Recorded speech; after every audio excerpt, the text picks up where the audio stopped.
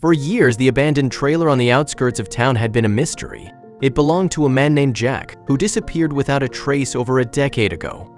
No one knew what had happened to him, but rumors circulated that he had run off with a large sum of money. It wasn't until his son inherited the property that the truth finally came to light. As he began to clean out the trailer, he discovered a shocking secret that his father had been hiding for years. Adam stood in front of the trailer and looked at its state. The trailer was old, broken, and didn't look like much. As he opened the creaky door and stepped inside, he was greeted by a musty smell and piles of dusty belongings scattered around.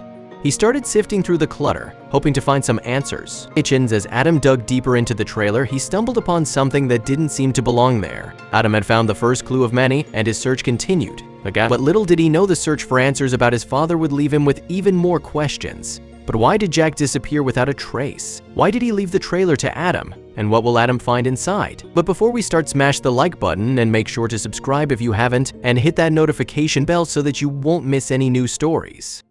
When Adam received a letter from the government letting him know he had inherited something from his father, he was shocked. It had been a long time since he had thought about his father, who had disappeared without a trace when he was just a boy. But the mystery wasn't solved yet.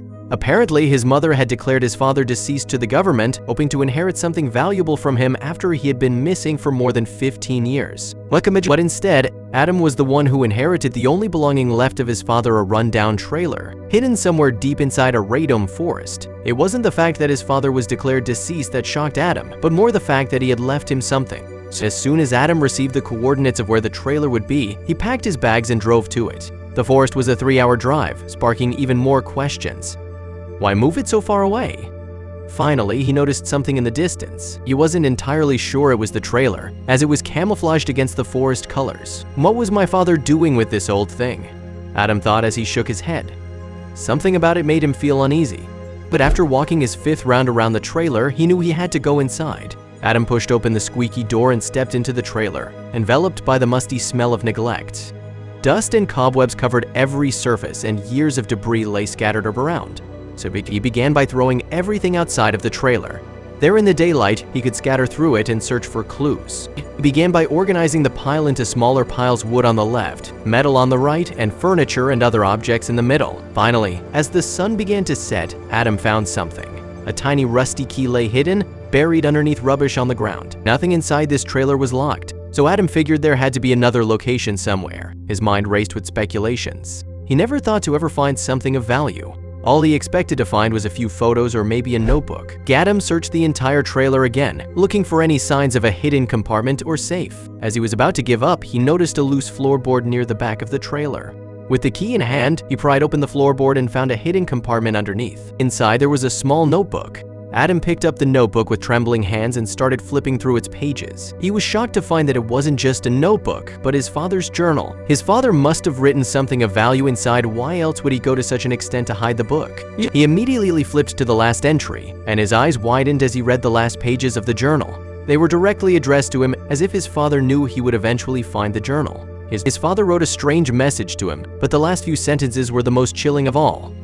"My son, if you read this, I'm gone. It wasn't in my own will, but I had no other choice. Follow the following coordinates and you will find what belongs to you in only." Adam sighed. What did this mean? What had his father gotten himself into? His father's handwriting looked different on the last page than on all the other pages. It looked like he was in a hurry, with the last letter of the last word stretching out as if he was pulled away mid-writing. Adam quickly typed the coordinates into his phone.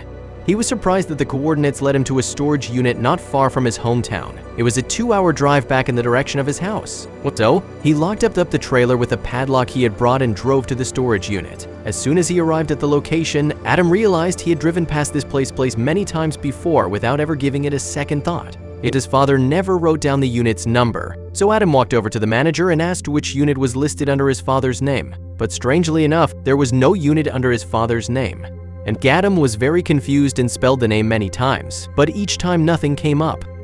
Adam started to lose hope and was on the verge of turning around and driving home, but then he remembered something. He remembered something his father had written to him. "You will find what belongs to you and you only." Could the unit be under his name instead? Why would his father do something like that? But then it clicked. And after asking the manager to look under his own name, they got a hit. Unit number 33 was listed under Adam's full name. Adam quickly made his way to the unit and immediately noticed how old it looked. The padlock looked small enough to fit the tiny key, but it was very hard to open as it was rusted. Adam slowly lifted the garage door of Unit 33, revealing a small, dimly lit space. He stepped inside, and his eyes widened in surprise. The unit was filled with stacks of old, dusty boxes covered in cobwebs. It looked like someone had hurriedly stashed away their belongings and abandoned them there. He started opening up a few boxes, and a wave of nostalgia washed over him. He saw his favorite toys from when he was just a little boy and photo albums of him and his father going on their usual adventures. His worries washed away, and he started to open more and more boxes. The whole unit was filled with memories and things his father kept of Adam. As Adam looked around more, he suddenly noticed something in the back of the unit. There was a door that led to a small room. The manager was stunned, as standard units don't have a second room in them. Adam's father had probably built a wall and door frame himself, creating a secret room. Inside the hidden room, Adam found shelves filled with books, old maps, and documents. Then there was a large desk with a chair, a small lamp, and a corkboard covered in notes and photographs. It looked like a makeshift office, and Adam's ring like down as the makeshift office, and Adam couldn't help but wonder what his father had working on. Adam started sifting through the papers, trying to make sense of the jumble of information. Some of the documents were written in code, while others were old newspaper clippings and photographs. But he shuffled his feet and hit his toe against something. When he looked under the desk, Adam found a hidden chest. Inside the chest, Adam found a stack of documents and a faded photograph tied together. He unfolded the papers and carefully started reading through them. They were incriminating evidence of corruption and embezzlement by powerful individuals in the town, including the same officials who had covered up his father's disappearance. Adam's hands shook with anger as he realized the depth of the corruption that had plagued his town for years. He looked at the photograph and saw his father standing with a group of activists, holding a banner that read "Justice for All." His father had been fighting against corruption all along. Determined to find the truth, Adam decided to confront the only person who could have known about this all along. He thanked the manager for his help, grabbed the box of evidence he had gathered, and drove to his mother's house. You can't be married to someone for all those years and not know what they were up to, right? Adam was greeted with mixed emotions when he arrived at his mother's house. His mother, Jessica, seemed surprised and confused to see him. She was hesitant to talk about Adam's father and seemed to be avoiding eye contact. Adam stood at the door, asking his mother to be let in. She looked at the box in his arms and had a strange look on her face. Suddenly, Adam realized his father had lied to him his whole life. The trips he went on and the days he would miss dinner because he had to work late were all lies his mother had known and never told him. "Tell me the truth, Mom." That's the least you can do, his mother sighed. All right, Adam," she said. "Please sit down." Adam took a seat on the couch, and his mother went upstairs to grab something. Adam felt betrayed by his parents. His mother returned with a shoebox in her hand. "In here is everything I have left of your father." "He didn't just lie to you, Adam. He lied to me too. He left us both." His mother explained that Adam's father had always been closed off about his work. He would often tell Jessica he had been laid off or had quit. Then, he would roam around looking for new jobs and staying away for a long time.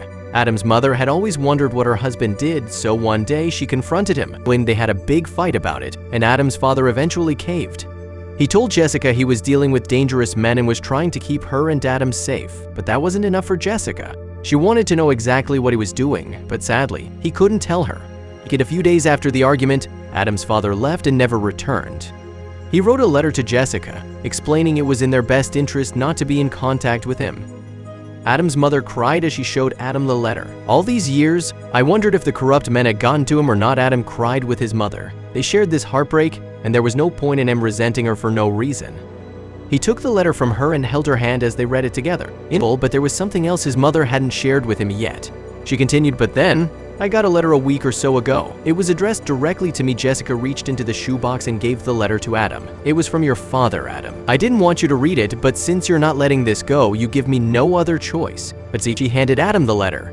He looked at his mother, who smiled slightly at him to let him know it was okay. In the letter, Adam's father wrote to his wife to stop searching. He told her to register him as deceased so everyone would get some peace. He asked her to tell Adam he loved him and that he never wanted this to happen, but he had no choice. A tear rolled down Adam's cheek. "So my father is alive after all." His mother put a comforting hand on her son's shoulder. "Oh, I'm so sorry, Adam," but Adam softly smiled. He now understood why his father had left him, and even though he would probably never hear from him again, he was happy to know he was alive. Adam left his mother's house later that day with a content feeling, but he also felt like there was one more thing he had to do in order to leave this behind. Adam was filled with a mix of emotions: pride for his father's bravery, anger at the injustice done to him, and determination to carry on his legacy. He worked tirelessly with law enforcement agencies, prosecutors, and the media to ensure that the corrupt officials faced the full consequences of their actions. Finally, after a long and grueling legal battle, the corrupt officials were found guilty and sentenced to significant jail terms. The town celebrated the verdict as a victory for justice and a new beginning for their community. And Adam knew there was a long road ahead, but he hoped that one day his father could come home.